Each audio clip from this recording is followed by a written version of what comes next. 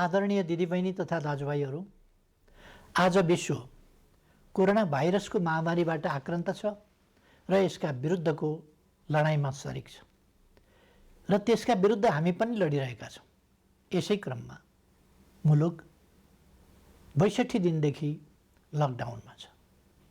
कुनै मानवीय क्षति नहोस् भन्ने हाम्रो अथक प्रयासका बावजुद यसबीचमा नेपालभित्र हाम्रा 3 जना नागरिकको दुःखद निधन भएको छ। उहाँहरूसहित कोरोना भाइरसद्वारा स्वदेश तथा विदेशमा भएको मानवीय क्षतिप्रति दुःख व्यक्त गर्दछु र शोकाकुल परिवारजनमा म गहिरो समवेदना व्यक्त गर्दछु। बन्दाबन्दी आगामी जेठ 20 गतेसम्म जारी छ। यसले गर्दा हाम्रो समग्र अर्थतन्त्र र सम्पूर्ण देशवासीमा पुग्न गएको अप्ठ्यारोप्रति सरकार गम्भीर र संवेदनशील छ। कोरोना महामारीबाट जनतालाई मुक्त गर्ने, यसबाट सृजित सङ्कटबाट मुलुकको अर्थतन्त्रलाई रक्षा गर्ने र रोग तथा भोगबाट आफ्ना जनतालाई जोगाउने कामलाई सरकारले आफ्नो प्रमुख दायित्व ठानेको छ। दाजुभाइ तथा दिदीबहिनीहरू, 1 महिना अघि सम्बोधनका क्रममा मैले आउने साताहरू अझ चुनौतीपूर्ण हुने बताएको थिएँ। फागुन 3 गतेदेखि चैत 29 गतेसम्म झन्डै 2 महिनासम्म सङ्क्रमितको सङ्ख्या दोहोरो अङ्कमा ननाग्नु र मानवीय क्षति बेगर बन्दाबन्दीको पालना हुनुले विश्व स्वास्थ्य सङ्गठनले हाम्रो मुलुकलाई अति जोखिमबाट जोखिमको तहमा प्रगति भएको बताएको थियो। तर नयाँ वर्षको पहिलो हप्ता बितेसँगै महामारीको सङ्क्रमण फेरि विस्तार हुन थाल्यो। यति बेला सङ्क्रमितहरूको सङ्ख्या 600 नागेको छ। आसन्न जोखिमले हामीलाई थप सजग हुन, अझ उच्च योजनाका साथ सङ्क्रमणलाई नियन्त्रण गर्न र राज्यका सबै अङ्गहरूलाई महसुस हुने गरी अझ चुस्त र प्रभावकारी बनाउन माग गरेको छ। यस महामारीलाई नियन्त्रण गर्न प्रारम्भिक दिनका तयारीमा केही अलमल जस्तो देखिए तापनि हालसम्म आइपुग्दा हामीले लिएका कदमहरू सफल भएका छन्। लकडाउनले जीवनलाई असहज त बनाएको छ, तर यसले सामाजिक दूरी कायम गर्न, केसहरू पहिचान गर्न, आइसोलेसनमा राख्न र सम्पर्कित व्यक्ति पत्ता लगाउन मद्दत पुर्याएको छ। समयमै गरिएको लकडाउन, अन्तर्राष्ट्रिय सीमा नाका र उडानहरू बन्द गर्ने निर्णय र समयमै तय गरेको अस्पताल सेवा सञ्चालन कार्यविधिको तर्जुमा र कार्यान्वयन लगायतका कदमहरूले महामारीबाट हुन सक्ने डरलाग्दो क्षतिलाई जोगाएको छ। यसबीचमा 2 महिनाका शिशुदेखि 81 वर्षीय वृद्धासम्मलाई निको पार्न सकिनुलाई उपलब्धिका रूपमा लिइनुपर्दछ। यसरी दक्षिण एसियाका कतिपय मुलुकहरूको तुलनामा नेपालमा महामारी नियन्त्रणको स्थिति प्रभावकारी छ, तर त्यो ढुक्क भएर बस्ने स्थितिमा भने छैन।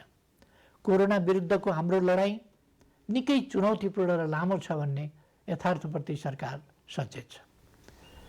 आपूर्तिका सीमित स्रोत भएका कारण औषधि र स्वास्थ्य उपकरणको खरिदमा सिर्जना भएका केही अप्ठ्याराहरू हल भएका छन्। एकमात्र प्रयोगशालाबाट सुरु भएको कोभिड-19 को परीक्षणलाई 7वटै प्रदेशसम्म विस्तार गर्दै 20 भन्दा बढी प्रयोगशालाबाट अहिले तीव्र बनाइएको छ। परीक्षणको दायरालाई विस्तार गर्न किट तथा औषधिको प्रबन्ध द्रुत गतिमा गरी यसलाई यथाशीघ्र अझै उन्नत बनाइनेछ। विज्ञहरूले दिएको सल्लाह बमोजिम कम्तीमा जनसङ्ख्याको 2% परीक्षण विस्तार गर्ने योजनामा सरकार छ। प्रत्येक स्थानीय तहलाई कोभिड-19सँग जुझ्न सक्ने गरी स्वास्थ्य सुरक्षा, स्वास्थ्य सेवा, आधारभूत वस्तुहरूको आपूर्ति र शान्ति सुव्यवस्था कायम गर्न सक्ने तुल्याउन सङ्घ र प्रदेश बीचको सहकार्यलाई थप प्रभावकारी बनाइनेछ। खास गरी क्वारेन्टाइनको प्रबन्ध, राहत वितरण, आपूर्ति प्रणालीको व्यवस्थापन र अनुगमनमा स्थानीय तहलाई सक्षम पार्ने गरी साझेदारी अघि बढाइनेछ। क्वारेन्टाइनको सङ्ख्या बढाउने र त्यसको स्तरमा पुनरावलोकन गरी व्यापक सुधार गरिनेछ। आवश्यकता अनुसार बन्द अवस्थामा रहेका होटल तथा उपयुक्त सार्वजनिक संरचनाहरूलाई समेत क्वारेन्टिनको रूपमा प्रयोग गर्ने बारेमा समेत योजना बनाइएको छ। केन्द्रीय योजना र स्थानीय तहको व्यवस्थापनमा सङ्क्रमित नागरिकको स्वास्थ्योपचार र क्वारेन्टिनमा राखिएका व्यक्तिहरूको खानपान तथा हेरचाह व्यवस्थित गरिनेछ। महामारी विस्तार भएको ठाउँलाई सिल गरी त्यहाँ युद्ध स्तरमा परीक्षण तथा नियन्त्रणको कार्यलाई अघि बढाइनेछ। महामारी अहिले फैलिँदो अवस्थामा छ। यस महामारीसँग जुझ्न सबै सरकारी निकायहरू चुस्त र प्रभावकारी हुनै पर्दछ। समयको चुनौती सामना गर्न नसक्ने कुनै पनि संरचनाको नेतृत्वको तत्काल पुनर्व्यवस्था गरिनेछ। राष्ट्रिय सङ्कटको यस घडीमा खेलेको भूमिकालाई नै सम्बन्धित व्यक्तिको मूल्याङ्कनको मुख्य आधार बनाउँदै दण्ड र पुरस्कारको व्यवस्था गरिनेछ। कोरोना महामारी विरुद्ध एकीकृत कमान्ड एवं केन्द्रीय योजनालाई थप प्रभावकारी बनाइनेछ। सङ्घ, प्रदेश र स्थानीय तहबीच कोरोना सङ्क्रमण रोकथाम र नियन्त्रणका क्षेत्रमा जीवन्त सूचना, संवाद तथा प्रभावकारी समन्वयका लागि तीनवटै तहमा सम्पर्क व्यक्ति वा निकाय तोकी विद्यमान संस्थागत व्यवस्थालाई अझ चुस्त तुल्याइनेछ। फैलिँदो महामारीप्रति चासो राख्ने र यस महामारी विरुद्धको लडाइँमा कुनै न कुनै रूपमा संलग्न विभिन्न पक्षलाई समेटेर एउटा परामर्शदात्री संयन्त्र छिटै घोषणा गरिनेछ। दिदीबहिनी तथा दाजुभाइहरू, कुनै पनि विषयले कोरोना विरुद्धको जारी युद्धलाई कमजोर पार्न हुन्न भन्नेमा म स्पष्ट छु। मैले पहिले पनि भनेको छु, मानिसका लागि जीवन पहिलो कुरा हो।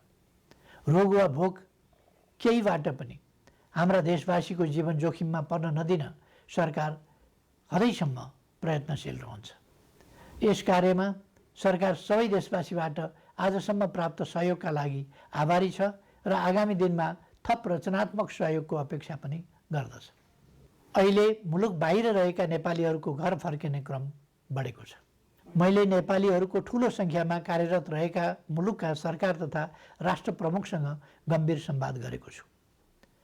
नेपालीहरूको अप्ठ्यारोमा सहयोग गर्न मैले गरेको आग्रहमा उहाँहरूले निश्चिन्त रहन आश्वस्त पार्नु भएको छ। म उहाँहरू सबैलाई धन्यवाद भन्न चाहन्छु। यसका अतिरिक्त कोभिड-19 को विश्वव्यापी सङ्क्रमणको कारणबाट उत्पन्न असहज परिस्थितिमा स्वदेश फर्कनुपर्ने अवस्थामा रहेका नेपालीलाई स्वदेश फर्काउने व्यवस्था सम्बन्धी विस्तृत योजना सहितको आदेश तत्काल जारी गरिनेछ। विश्वका जुनसुकै कुनामा अप्ठ्यारोमा परेका आफ्ना देशवासीहरूलाई सरकारले समयमै उद्धार गर्छ। समस्याको प्राथमिकता र देशभित्रको तयारीका बीच सन्तुलन मिलाउँदै यो काम छिट्टै सुरु गरिनेछ। सरकार आफ्ना नागरिकप्रति संवेदनशील छ, यसमा निश्चिन्त रहन म सबैमा आग्रह गर्दछु। विश्व स्वास्थ्य सङ्गठनको प्रोटोकल अनुरूप घर फर्कनेहरूको सीमा पार गर्नु अघि अनिवार्य परीक्षण हुनुपर्ने थियो, जसले महामारीलाई समुदाय स्तरमा फैलिनबाट धेरै हदसम्म जोगाउन सक्थ्यो। तर छिमेकी मित्र राष्ट्र भारतबाट अधिकांश घर फर्कनेहरू नियमको पालना र परीक्षण बिना नै अनेक कष्ट झेल्दै ठुलो सङ्ख्यामा सीमा पार गरिरहनु भएको छ। परीक्षणको अभावमा महामारी तीव्र गतिमा फैलिनमा यसले पनि योगदान गरिरहेको छ। स्वदेश भित्रिसक्नुभएका दाजुभाइ दिदीबहिनीहरूले छिटो परीक्षण गर्न, सामाजिक दूरी कायम गर्न, सुरक्षित ढङ्गले क्वारेन्टिनमा रहन र अन्य नियमहरूको पालना गर्न जरुरी छ। यस काममा उहाँहरूलाई आवश्यक सहयोग पुर्याउने थप दायित्व स्थानीय तहको काँधमा आइपरेको छ। यस्तै अवस्थामा जनस्तरमा पारस्परिक सहयोगको आवश्यकता हुन्छ। जनता बीचको आपसी सहयोग र सजगतामा मात्रै कोरोना जस्तो महामारीको सङ्क्रमणलाई नियन्त्रण गर्न सकिन्छ। हामी स्पष्ट हुनुपर्दछ, कोही पनि रहरले मात्र विदेशिएको हुँदैन। कोरोना सङ्क्रमण जो कसैलाई पनि हुन सक्छ, कसैले पनि इच्छाले सङ्क्रमण बोकेर फर्किएको पनि हुँदैन। कसैको पनि बोली र व्यवहारबाट घर फर्किएकाहरूको आत्मसम्मानमा चोट नपुगोस् भन्नेमा सचेत रहन म सबै देशवासीहरूलाई आग्रह गर्दछु। घर फर्किएका सबै दिदीबहिनी दाजुभाइहरूलाई आफ्ना कारणले आफ्नो परिवार, छरछिमेक तथा समुदायमा महामारी नफैलियोस् भन्नेमा सतर्क रहन र चिकित्सक तथा प्रशासनको सल्लाह बमोजिम स्वास्थ्य सम्बन्धी अन्य नियमहरूको पालना गर्न अनुरोध गर्दछु। अप्ठ्यारो बेलामा केही तत्त्वहरू जनतामा भ्रम फिजाएर आफ्ना अलग स्वार्थ र उद्देश्यहरू पुरा गर्न सक्रिय हुन सक्दछन्। यसरी जनतालाई भ्रमित गर्दै समाजमा असन्तोष फैलाउन उद्धत गैर जिम्मेवार तत्त्वहरूको बहकावबाट सतर्क रहन समेत आह्वान गर्दछु। विश्वव्यापी प्रवृत्ति र हाम्रो मुलुकमा त्यसको प्रभावलाई हेर्दा यस महामारीको सङ्क्रमण अझै केही अवधि जारी रहने देखिन्छ। समुदायमा सङ्क्रमण थप विस्तार हुन नदिन आवश्यक सावधानीका साथ केही नयाँ कदमहरू चालिनेछ। महामारीका कारण माध्यमिक शिक्षा परीक्षा एसईई सञ्चालन हुनुभन्दा 2 दिन अगाडि स्थगित गर्नु परेको थियो। यो परीक्षा सञ्चालन हुन नसक्दा लाखौँ विद्यार्थी अहिले अन्यलमा छन्। अहिले तत्काल परीक्षा सञ्चालन गर्न सकिने अवस्था पनि विद्यमान छैन। तसर्थ एसईईका परीक्षार्थी विद्यार्थीहरूको सिङ्गो शैक्षिक वर्ष खेर जान नदिन शिक्षा, विज्ञान तथा प्रविधि मन्त्रालयले छिट्टै आवश्यक प्रबन्ध मिलाउनेछ। आवश्यक नीतिगत व्यवस्थासहित मन्त्रालयले भर्चुअल कक्षाको समेत प्रयोग गरी सबै विद्यालयहरूमा नयाँ शैक्षिक वर्ष अन्तर्गतको पठन पाठन सञ्चालनको काम अघि बढाउनेछ। कोरोना भाइरस महामारीको जोखिम न्यून गर्दै आवश्यक आर्थिक क्रियाकलापलाई सुचारू गरिनेछ। सरकारको नीति तथा कार्यक्रममा जोड दिइए अनुरूप खेतीपातीको याम खेर जान नदिन सामाजिक दूरी र आवश्यक परहेजलाई ख्याल गरी कृषि कार्य अघि बढाइनेछ। समुदायमा सङ्क्रमण फैलिन नदिन मानिसको आवागमनलाई आवश्यक मात्रामा सीमित गर्ने गरी प्रशासनिक कडाइलाई भने कायमै राखिनेछ। कोरोना महामारीका कारण थपिन सक्ने गरिबी र बेरोजगारीलाई समाधान गर्न कृषि क्षेत्रको अहम भूमिका हुने कुराप्रति सरकार सचेत छ। ठुलो मात्रामा आधुनिक यन्त्र र प्रविधिको प्रयोग गरी व्यावसायिकीय कृषि उत्पादनको कार्य अपेक्षित मात्रामा हुन नसक्नु, मेहनत तथा लगानी गर्ने उत्पादक र मूल्य तिरेर खरिद गर्ने उपभोक्ताको अहित हुने, तर किसान र उपभोक्ताको बीचमा रहने बिचौलियाले भने अनुचित फाइदा उठाउने जस्ता समस्या कृषि क्षेत्रमा रहेको आजको गम्भीर समस्या हो। यस समस्यालाई सम्बोधन गर्न आवश्यक खाद्य वस्तुहरूको आयातलाई घटाउने, कृषिमा आत्मनिर्भर हुने, क्रमशः कृषि उत्पादनको निर्यात तीव्र पार्ने र कृषि क्षेत्रमा ठुलो मात्रामा रोजगारी र स्वरोजगारी सृजना गर्ने कार्यक्रम हालै संसदबाट नीति तथा कार्यक्रमका रूपमा पारित गरिसकिएको छ। कोरोना महामारीका बीच पनि अर्थतन्त्रलाई चलायमान राख्ने र राष्ट्रिय गौरवका आयोजना लगायत कतिपय विकास आयोजनालाई अगाडि बढाउने हाम्रो प्रयास र प्रयोग सफल भएको छ। कोरोना महामारी बीच पनि माथिल्लो तामाकोशी, मेलम्ची, पोखरा, भैरवा र काठमाडौँ विमानस्थल निर्माण विस्तार तथा रानीपोखरी, धरहरा लगायत पुनर्निर्माणका काम अगाडि बढाउन सकिएको छ। यसले कोरोनालाई छल्दै विकासका काम अगाडि बढाउन सकिन्छ भन्ने पुष्टि भएको छ। अब नियन्त्रणको सीमाभित्र रहन सक्ने थप उद्योगहरूलाई सञ्चालनको अनुमति दिइनेछ। काममा आउने आफ्ना श्रमिकलाई समुदायमा छ्यासमिस नहुने प्रबन्ध गर्ने शर्तमा जुन जुन जिल्लाका श्रमिक हुन् तिनीहरूलाई पहिले कोरोना परीक्षण गरी प्रशासनको निगरानीमा उद्योग व्यवसाय सञ्चालन हुने स्थानमा ल्याउने प्रबन्ध मिलाइनेछ। सम्बन्धित उद्यमीले आफ्नो व्यवसायमा रहने श्रमिकहरूले तोकेको प्रोटोकल पालना गरे नगरेको अनुगमन आफै गरी त्यसको नियमित जानकारी सम्बन्धित प्रशासनिक निकायमा गराउनु पर्नेछ। यसको प्रभावकारिताको आधारमा क्रमशः थप व्यवसाय सञ्चालनको प्रक्रिया अघि बढाइनेछ। दैनिक आवश्यक वस्तुहरूको आपूर्ति सहज तुल्याउने र आन्तरिक उत्पादन वृद्धिका लागि कच्चा पदार्थदेखि उत्पादित वस्तुको बजारसम्मको श्रृङ्खला अवरुद्ध हुन दिइने छैन। आवश्यक वस्तुहरूको आन्तरिक ढुवानी र आयात निर्यात सहज बनाइनेछ। कोरोना महामारीको असरबाट क्षति भएका औद्योगिक व्यावसायिक क्षेत्रका लागि राहत सुविधाको व्यवस्था सरकारले गर्नेछ। यस्ता सुविधामा कर सहुलियत, शुल्क मिनाहा, कर्जाको ब्याज सहुलियत, सहज ऋणको उपलब्धता, एवं विद्युत लगायतका क्षेत्रमा दिइने छुटहरू पर्नेछन्। निजी क्षेत्र सबल नहुँदा अर्थतन्त्र सबल हुन सक्दैन भन्ने यथार्थलाई सरकारले राम्रोसँग बुझेको छ। शिथिल बन्न पुगेको अर्थव्यवस्थालाई दुरुस्त गर्न आवश्यक आर्थिक पुनरुत्थान सम्बन्धी विस्तृत प्रस्ताव अर्थ मन्त्रालयले छुट्टै जारी गर्नेछ। यस अप्ठ्यारो समयमा अपाङ्गता भएका व्यक्ति वा अन्य कसैको पनि राज्यले उपलब्ध गराउँदै आएको सामाजिक सहायतामा कटौती गरिने छैन। सामाजिक सुरक्षाको दायरा फराकिलो पारिनेछ। योगदानमा आधारित सामाजिक सुरक्षा प्रणालीलाई परिमार्जन गरिनेछ। यस प्रणालीमा आबद्ध सबै श्रमिकहरूको सामाजिक सुरक्षा कोषमा गर्नुपर्ने योगदान रकम हाललाई सरकारी कोषबाटै मिलान गरिनेछ। श्रम गर्नै नसक्नेलाई राहत दिउँ, बाँकी सबैलाई काम दिउँ र आर्थिक रूपमा भर्ते गरौँ भन्ने मान्यतामा सरकार दृढ छ।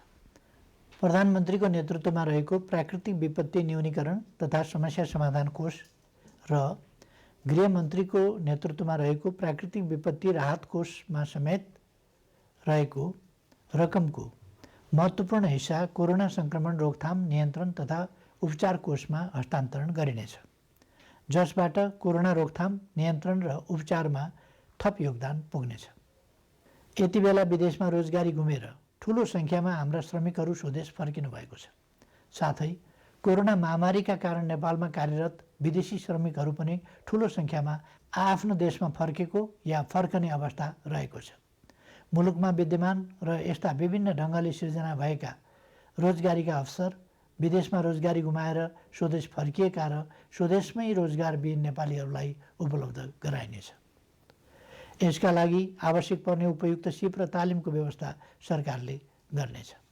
कृषि, साना तथा मझौला उद्योग, व्यवसाय, निर्माण तथा सेवा क्षेत्रमा स्वरोजगारी सृजना गरी आत्मनिर्भर अर्थतन्त्रको गन्तव्यमा अघि बढ्ने विषय पहिले नै चर्चा गरिएको छ। सङ्घ, प्रदेश र स्थानीय तहको सहकार्यमा पारिश्रमिक सहितको जनसहभागिता र प्रविधि सहितको श्रममूलक विकास निर्माणका कार्यहरू स्थानीय तहमा सञ्चालन गरिनेछ। प्रधानमन्त्री रोजगार कार्यक्रम अन्तर्गतको रोजगार सेवा केन्द्रलाई श्रम ब्याङ्कको रूपमा अघि बढाई सूचीकृत श्रमिकलाई उपलब्ध रोजगारीमा परिचालन गरिनेछ। स्थानीय तहहरूले स्वदेश फर्की बेरोजगार रहेका र स्वदेशमै रही रोजगारीको अवसर नपाएकाहरूलाई रोजगार सेवा केन्द्रमा दर्ता हुनका लागि सहजीकरण गर्नेछ। दिदीबहिनी तथा दाजुभाइहरू, कोरोना भाइरसको महामारी हत्तपत्त नहट्न पनि सक्छ भन्ने वास्तविकतालाई हामीले आत्मसात गर्नुपर्दछ। भाइरसको औषधि छैन, यस भाइरसको पनि औषधि छैन।